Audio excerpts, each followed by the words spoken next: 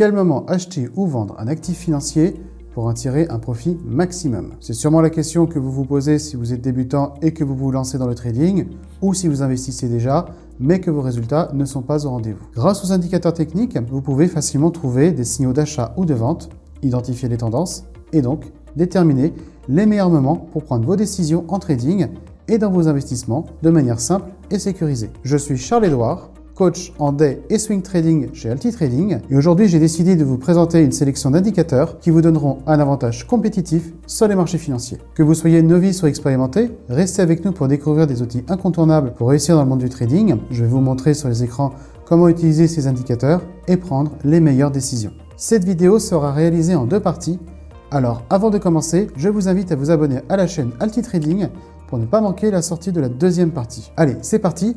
Découvrons ensemble ma sélection des meilleurs indicateurs de trading.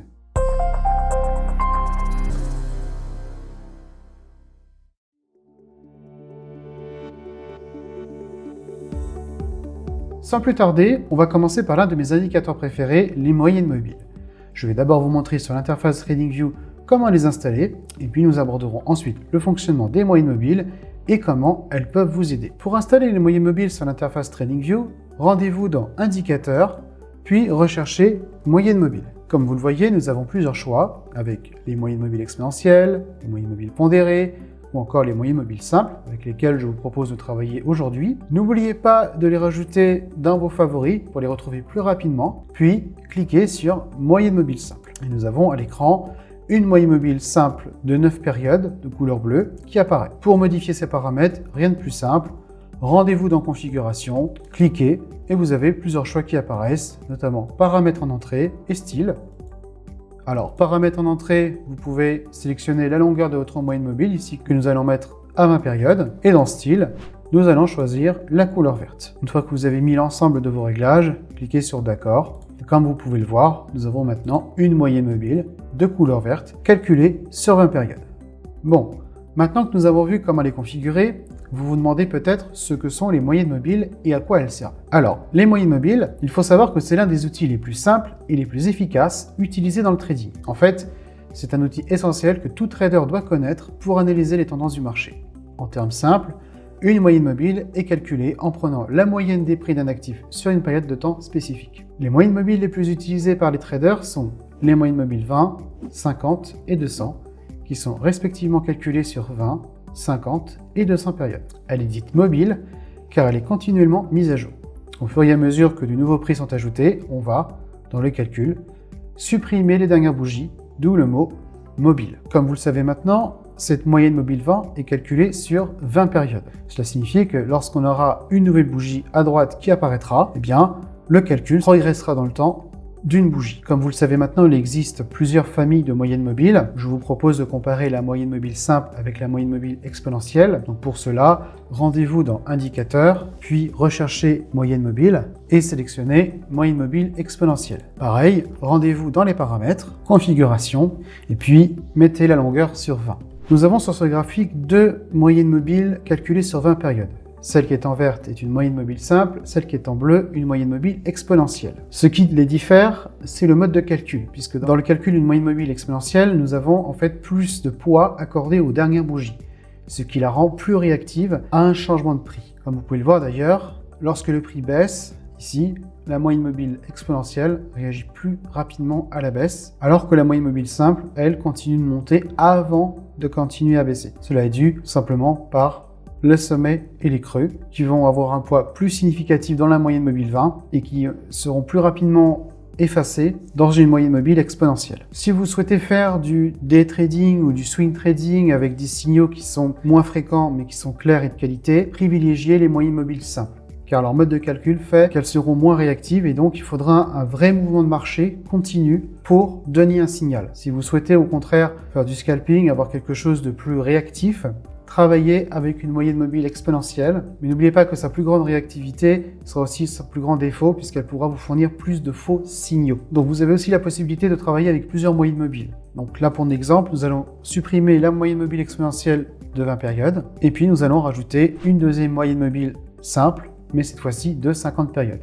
Donc comme précédemment, recherchez une moyenne mobile simple, entrez dans les paramètres et demander une longueur de 50. L'intérêt d'avoir deux moyennes mobiles, une calculée à court terme, ici la verte sur 20 périodes, et à plus long terme, ici la bleue sur 50 périodes, c'est tout simplement en fait de regarder comment se comporte le prix à court terme versus à long terme. C'est-à-dire qu'on va regarder les mouvements de tendance, les mouvements court-termistes versus long-termistes. Une stratégie très simple, vous savez par exemple quand vous avez la moyenne mobile à court terme qui franchit à la hausse sa moyenne mobile à long terme, ici la moyenne mobile 20 de 20 périodes qui franchit à la hausse la moyenne mobile 50, ce qui nous donne ici une tendance haussière qui se poursuit jusqu'au croisement inverse. Vous le voyez, cet indicateur est vraiment pratique lorsque vous débutez en trading, et même pour les experts, car il est assez simple d'utilisation et en un coup d'œil, vous pouvez identifier des tendances claires. Je vous conseille vivement de combiner les moyennes mobiles à d'autres indicateurs pour renforcer votre compréhension du marché. Allez, passons maintenant au deuxième indicateur de la liste, les retracements de Fibonacci.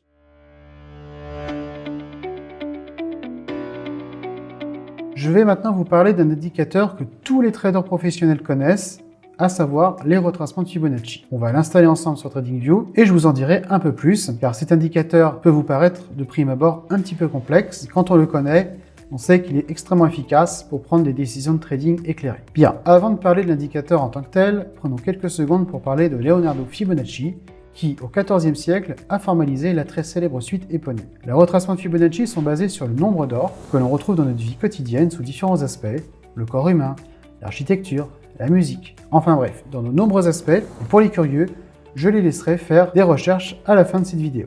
Les retracements sont basés sur la proportion sacrée du nombre d'or, à savoir que la distance entre la partie la plus courte et la partie la plus longue du rectangle d'or est proportionnelle à 0,618. Parlons maintenant de l'indicateur. Je vais d'abord vous montrer comment l'installer sur votre graphique, et puis nous rentrerons un peu plus en détail. Pour installer les retracements de Fibonacci sur TradingView, rendez-vous dans la partie de gauche, et cliquez sur ce petit logo et sélectionnez retracement de Fibonacci. Ensuite, lorsque vous voyez un mouvement très significatif, comme par exemple celui-ci, premier clic en bas de la structure, deuxième clic en haut de la structure. Puis n'hésitez pas à dérouler un petit peu vers la droite les retracements pour que nous puissions identifier plus facilement les niveaux de retracement. Alors vous avez deux façons pour mettre vos retracements de Fibonacci. Soit vous les mettez directement sur les mèches, comme par exemple ici, tout en bas à 21,56 et en haut à 21,85, ou vous pouvez également les mettre de bougie à bougie. Deux écoles existent.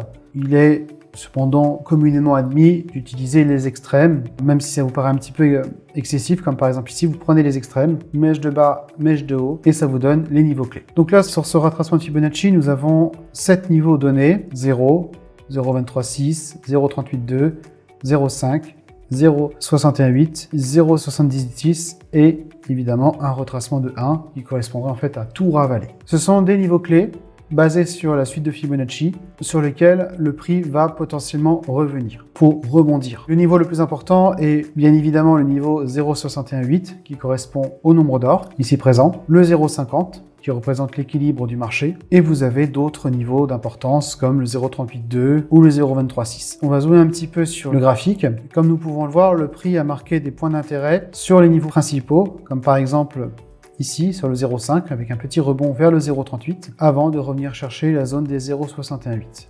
Comme par exemple ici, et vous avez des rebonds. Alors, notez que les retracements Fibonacci ne sont pas une science exacte, dans le sens où le prix ne va pas aller forcément exactement d'une ligne à une autre. Ça vous donne simplement des zones d'intérêt, des zones sur lesquelles le prix est susceptible de réagir, ce qui marche assez souvent, notamment pour la zone des 0,618, qui, rappelons-le, correspond au nombre d'or et donc à une géométrie sacrée, une géométrie qu'on va retrouver partout dans la nature, quelque chose qui est basé sur en fait l'harmonie de la nature qu'on va retrouver dans l'harmonie des marchés. C'est pour ça que le 0,618 est un niveau très regardé par les traders. Vous l'avez vu, les retracements de Fibonacci sont un outil très efficace pour détecter des niveaux de support et de résistance et donc pour prendre des décisions de trading éclairées sur les marchés. Retenez que certains niveaux comme ceux de 0,382 ou 0,618 sont des zones qui présentent le plus de chances de rebond en raison de l'influence de la psychologie de marché. Tous les investisseurs aguerris ont en tête ces zones importantes, que ce soit pour du trading à court terme ou pour des positions à plus long terme. J'espère en tout cas que c'est un petit peu plus clair pour vous et je vous propose maintenant de parler d'un autre indicateur que nos membres connaissent déjà. Je veux bien évidemment parler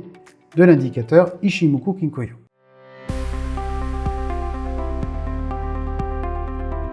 J'avais hâte de vous parler de cet indicateur dans cette vidéo. Ichimoku, pour ceux qui nous suivent déjà depuis un certain temps, c'est l'indicateur qu'on évoque dans nos vidéos de formation et qui est pour moi un indicateur puissant et sur lequel vous pouvez vous appuyer pour réussir en trading. Bon, avant de l'installer et de vous expliquer comment il fonctionne, faisons un petit rappel historique. Ishimoku, de son nom complet Ichimoku Kinkoyo, est un système d'analyse développé par Goichi Hosoda dans les années 30. C'est un outil complexe, mais qui, avec un petit peu d'entraînement, est ultra puissant. L'objectif principal d'Ishimoku est de vous fournir des informations sur la direction de la tendance, la force de celle-ci, ainsi que des signaux clés d'entrée et de sortie de position. Dans un premier temps, je vous propose, comme pour les deux autres indicateurs, de voir ensemble sur la plateforme comment installer Ishimoku. Donc pour installer Ishimoku, rendez-vous dans la partie indicateur, puis recherchez Ishimoku.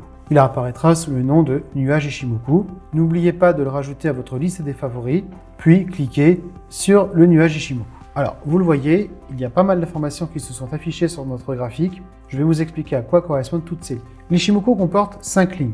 On retrouve d'abord la Tenkan, ici en bleu, la Kijun, ici en rouge, puis les SSA en vert et SSB en rouge, et enfin la Shinku en vert foncé. Maintenant, ce que vous attendez, c'est de savoir comment interpréter toutes ces lignes. Ça peut vous faire un petit peu peur, mais vous allez voir, c'est assez simple. Ishimoku est utilisé dans le trading pour sa capacité à fournir des signaux clairs sur la tendance de marché. Les traders l'utilisent pour identifier des points d'entrée ou de sortie potentiels, ainsi que pour déterminer la force d'une tendance. Cette force sera entre autres déterminée par les angles de Tenkan ou de Kijun, ou encore par un angle de SSB, mais tout ça, on y revient dans quelques instants. L'Ishimoku peut naturellement être utilisé sur n'importe quelle unité de temps, ce qui les rend adaptables à plusieurs styles de trading.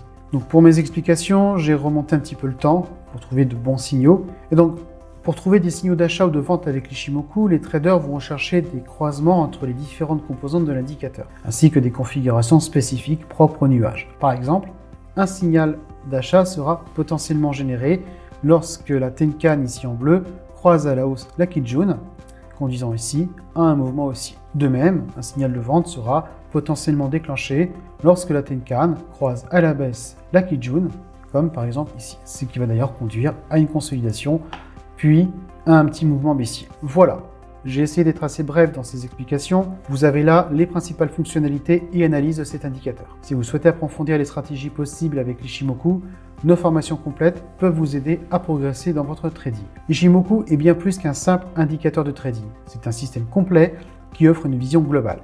En comprenant ses composantes et en pratiquant, vous pourrez prendre des décisions toujours plus éclairées et augmenter vos chances de succès sur les marchés. N'oubliez pas de toujours combiner l'utilisation de l'Ishimoku avec d'autres analyses techniques pour une perspective plus complète sur les marchés.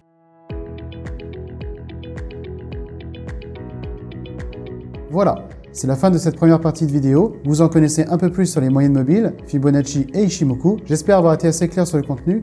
Laissez un gros pouce bleu si cette vidéo vous a plu et j'espère que ces indicateurs vous seront utiles dans votre trading. Si vous avez des questions, n'hésitez pas à les poser en commentaire, j'y répondrai avec plaisir. Comme je vous l'ai dit en introduction, je vous ai préparé une seconde partie de vidéo avec 3 nouveaux indicateurs qui pourraient bien vous faire passer un cap dans votre trading. Abonnez-vous et activez la cloche pour ne pas louper cette prochaine vidéo. D'ici là, je vous dis à bientôt et à très vite sur les marchés financiers. N'hésitez pas à liker cette vidéo si vous l'avez aimée. Vous avez envie d'en savoir plus sur l'investissement sur les marchés financiers? Avec toute la team Alti, nous vous avons préparé une formation gratuite qui est disponible en haut à droite de la vidéo et en lien dans la description. A bientôt les traders rentables pour une prochaine vidéo.